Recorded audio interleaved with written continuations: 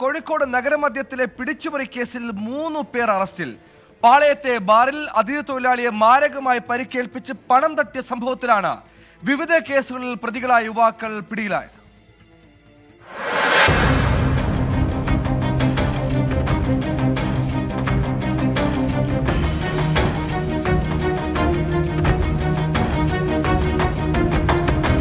കഴിഞ്ഞ 17-നാണ് കേസിനാസ്പദമായ സംഭവം. രാത്രി പാളയത്തെ ബാർ ജീവനക്കാരനായ അതിഥി തൊഴിലാളിയെ പ്രതികൾ മാരകമായി പരിക്കേൽപ്പിച്ച് 24,000 രൂപ അടങ്ങിയ പേഴ്സ് കവരുകയായിരുന്നു.